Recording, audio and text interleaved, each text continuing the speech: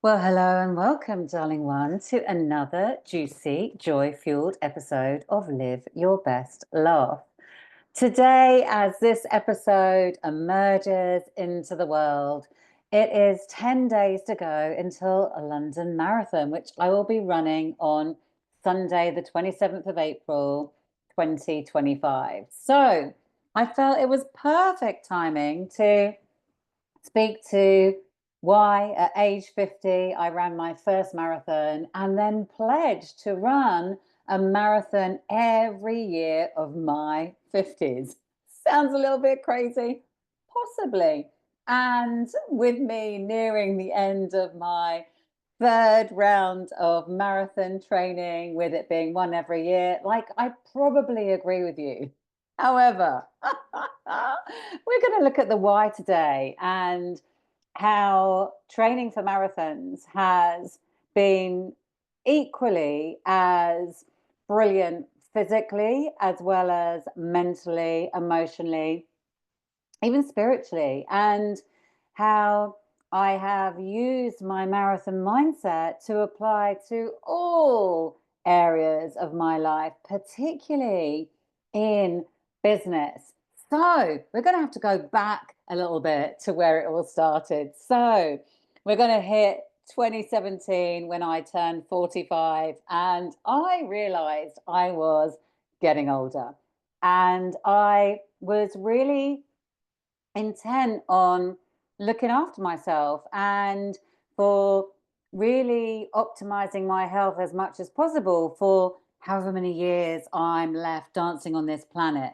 So I saw a lot of people were running. My husband was running. He then ran his first marathon in 2019, I think it was.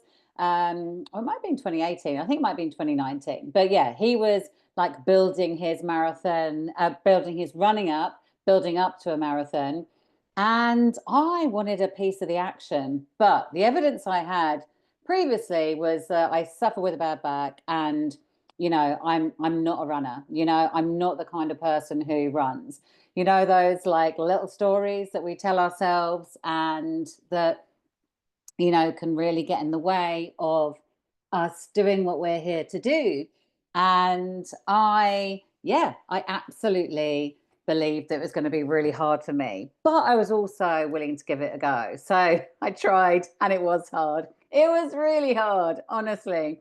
I would run for 2 minutes and then I couldn't breathe. So to say it was a challenge, like, is an understatement. It really felt like a challenge. But my goal was I want to get to 5K. I want to be able to run 5K in 30 minutes or just to run for 30 minutes, like anything like that, that kind of continued movement where I could get some cardiovascular stuff. I love the fact I could just leave my house and do it.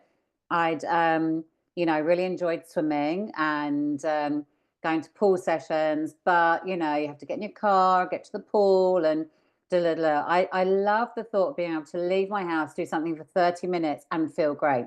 So, which wasn't the case to start, I can tell you. Anyone that has been there, that has learned how to run, it's like it's not an easy thing, but I got there. It took me a few months, I would say.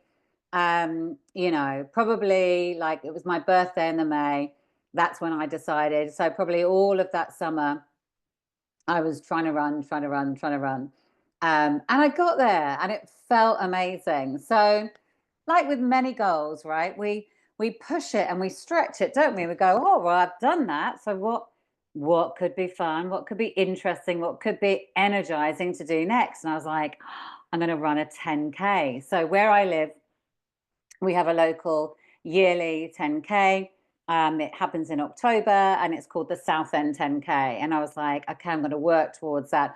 There was no way I was ready for it that year that I built up to my 5K. It just felt too much. But I did my first 10K in 2018. So, about 16, 17 months after I had started running. And I was like, wow, here am I, I'm 46 and I've learned how to run. And I was so proud of myself. I was really chuffed because I didn't know if I could do it. I really didn't know if I could do it when I decided to start running, but I was really willing to give it a try.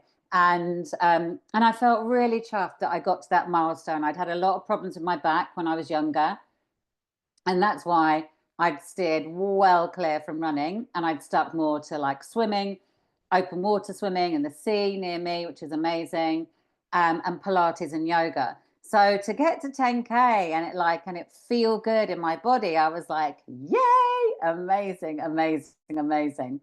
And then like, okay, let's let's stretch it some more. So within a year, so about October, November 2019, so within a year of that 10K, I ran my first half marathon. And oh my goodness me, it was beautiful. I'm a really visual person. I love the scenery when I'm running. I live near the sea. I'm really fortunate for that. So I've run along the seafront. So this half marathon was like a trail run, like which followed like the sea and countryside. And so it totally spoke to my soul. I do remember finding that distance, like, yeah, a real stretch for me physically. But I did it. I think I did it in 2 hours 19, and I was like, oh, yeah, just absolutely buzzing. I was like, oh my God, 2.5 years ago, I couldn't run. Look at me in 2.5 years. I've got to a half marathon at 47 years old, and honestly, that would have been enough. That really would have been enough. But, then my husband ran his first marathon, and I was like, oh, and as supporters watching that, it's amazing. And it piques your curiosity. You're like, okay, like maybe, just maybe, I've got a marathon in me. Now, anyone that's listening to this that runs or has tried running and done any kind of distances, as long as you're like feeling okay in your body, we can all get ourselves to marathon as long as you're feeling like able-bodied. And so many people have proved like incredible things with bodies that are less able doing. I watched Billy Munger for Comic Relief recently, who's double amputee, but no, below, I think it might even be above the knee.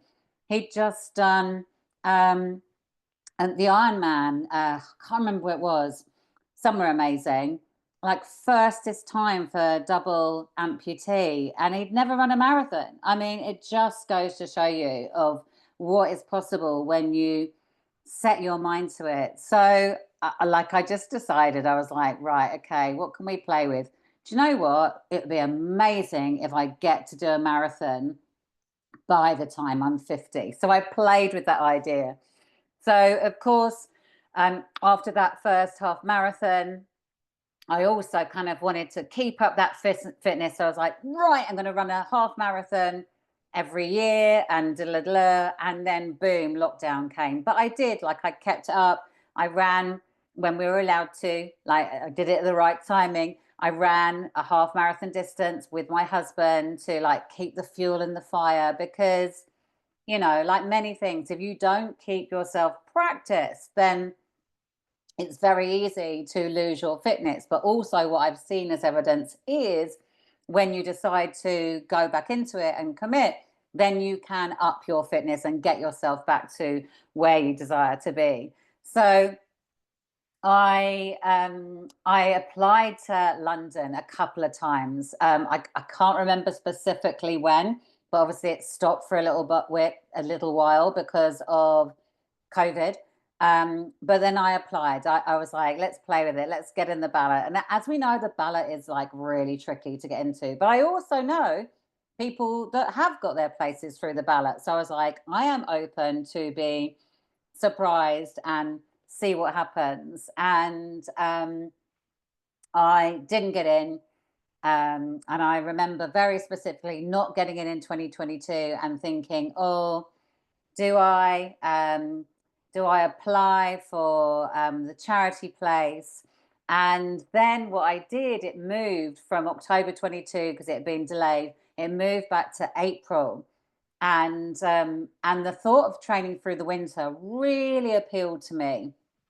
And that might seem nuts to some, but it really appeals to me, in the way that, like, why I do winter swimming. Like, it makes what can feel like quite grim months mentally, emotionally.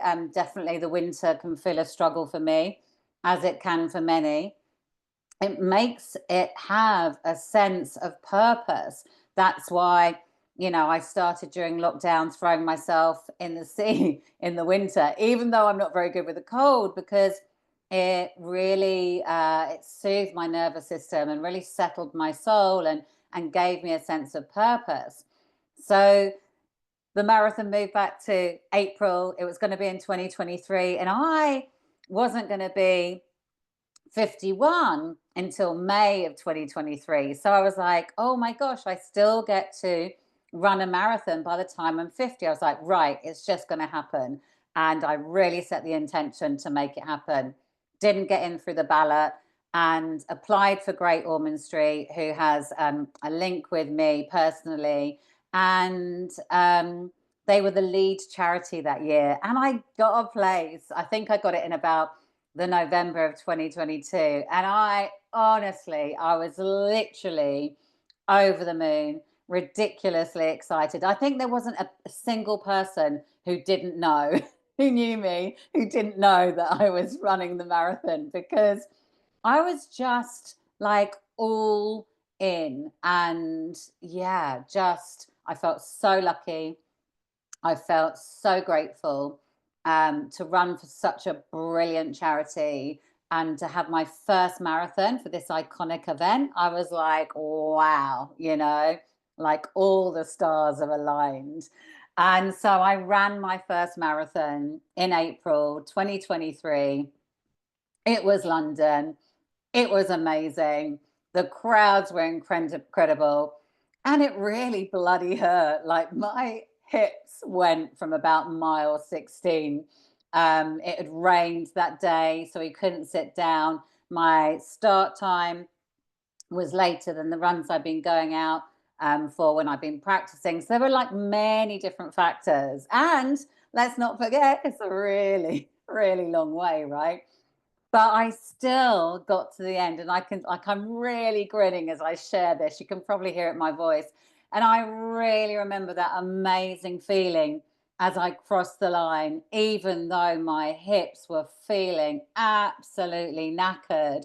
And I was like, oh my God, I've just done this amazing thing. Like, what have I got to do it again? Wow, like, how would that feel? And then I was like, wow, what if I decided to do one every year of my 50s? Like, what a bloody great decade that could be. What a great way to look after my mental health, my physical health, my emotional health. What a great way to give me purpose through the winter. What a great way to, like, raise money if it's a charity based one. What a great way to, like, really feel alive. And so the pledge was born. And I have said to someone recently, I might need to review it at 55, right? But I really, unless something like major gets in the way, I really feel that the pledge will happen, and I will just run a marathon every year of my 50s. So here we are in 2025. Year one was London, year two was Brighton, and year three, I'm back to London. And this time I am running for Brain Research UK. And it is honestly such an absolute privilege to run for them. My husband is running this year as well. He's running for Great Ormond Street. And yeah, it just feels like such a gift to be able to run for this incredible charity. I feel super connected to them because they do a lot of work with people who have suffered with strokes and severe brain injury. And a really beautiful friend of mine, I've known her for 35 years. We met on the first day at university, the gorgeous Cindy. She had a terrible accident last year swimming the Great North Swim, and she had a seizure and ended up with severe brain damage. And honestly, this woman, she's literally my hero. She is incredible. I don't know how she made it out of the lake alive. Just like the response from the team was amazing. Um, how she got through those first few days, she was put in an induced coma. Yeah, like it was a lot. She went through a lot, but you know what? She is such a fighter. She is the most inspirational human. And she went from being paralyzed below the neck, blind, unable to speak, to she can talk again. She's got pillar box vision. She walked 110 steps on her 53rd birthday this January after 7 months in hospital and rehab when she'd finally come home. Like, she is such an inspiration for anybody that sadly has to go through this. And this is my way of like just giving back, because I'm so freaking happy that my dear, dear friend is still on this planet and that she is making huge inroads to her recovery. And she's the epitome of like believing in what's possible, because she looks at what she can do over what she can't. So every part of this marathon training, when my husband and I have found it a bit hard on our bodies, we go, remember Cindy, she's like every single day she's doing a marathon. In fact, some days she's run about 100, just having to relearn to move her body, and I think when we are connected to something which is, like so much bigger than yourself, running the marathon, yes, you run it for you, but there's so many other pieces and parts. And yeah, every step of the way I will be running for Cindy too, because like what she has achieved in these last 9 months is nothing short of a miracle. She literally is a miracle worker. My husband also, he had a TIA last year, which is a mini stroke, and made a full recovery, was really, really lucky. And my dad had a stroke 17 years ago. And again, he made a really full recovery, but was unwell for some time. So Brain Research UK was absolutely the charity that I was destined to run for this year. It's such a privilege. It's such an honor. It's such a joy. If you'd love to support their great work, I will be putting my Just Giving page in the show notes. So deep, deep gratitude for anybody that wants to support them. And if you are curious about like challenging yourself to a distance, whether it's a marathon, whether it's a half marathon, a 10K, like just starting your local park run, honestly, what I have learned about myself in doing those first 2 minutes and then stopping, age 45, almost 8 years ago, has been huge for how I look on the world. It is all about mindset, motivation, momentum. Those three M's are so key. And when we have tools to support us with our mindset, our motivation, and momentum, incredible things happen. And we get to like look at where we've created this success and map it across to other success. So as an example, when I hit that 5K, that 10K, that half marathon, and oh my gosh, for sure, the first marathon, because that felt huge. I am giving myself evidence of things that felt impossible that have become possible.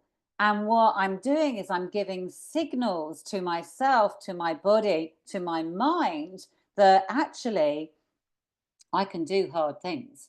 I can do things that stretch me. I can do things that challenge me, and I can be successful.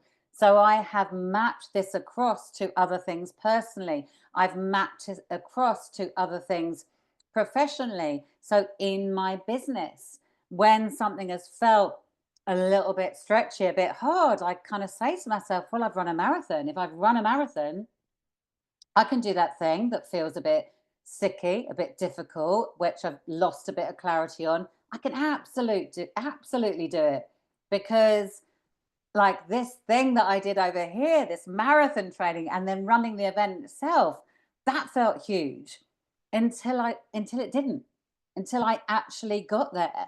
So my invitation to you, if you are feeling called in any way to explore running, or apply this to something else, like something else that you would love to do, but you've held yourself back from. I had a story in my head. I'm not a runner and I'm not the kind of person who runs.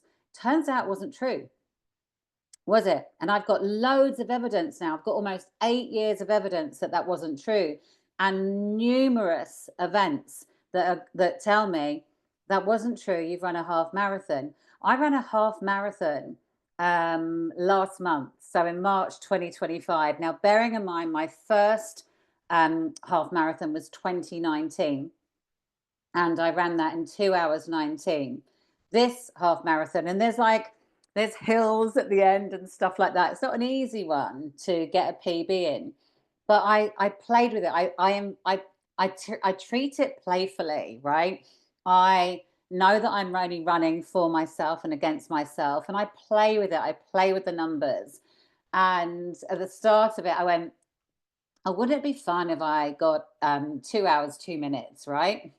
And I ran it in 2 hours 2 minutes 32 seconds. You know, like that. This is what happens when you play with it. Now, like that, you would think would be like quite hard to just pull that out the bag. My evidence was I've run a 2 hour 5 and a 2 hour 4 recently. In fact, that was last year. So my evidence was, oh no, last year and the year before, actually. My evidence was, 202, that's close. Okay, let's take a couple of minutes off. But, I got it bang on, and it just shows you, like, when we are open and curious, we can make amazing things happen. Like the mindset piece, the motivation, the momentum to do it. This is what drives us forward. This is what gets us there. And what I really know, so for anyone, if anyone's listening to this and they're going to be running London in 10 days time, as I say, as this drops, it's the 17th of April. But if anyone's running London on the 27th of April, or another marathon, or a future London, if you're listening to this further down the line, or like, an event that means something to you. Like this event means something to me. Like I feel very privileged to be running for Brain Research UK. As I've shared, the charity is like, it's very dear to my heart. It feels an enormous privilege to be part of the world's biggest fundraising event, which is what the London Marathon is. I think last year they hit 73 million in one day. It's incredible, absolutely incredible what collective energy can create. Um, so yeah, so anything that you feel like really connected with, like for me, yeah, it's an immense privilege. Like the people on the streets, it is such a confirmation of humanity and love and energy and joy and the human spirit.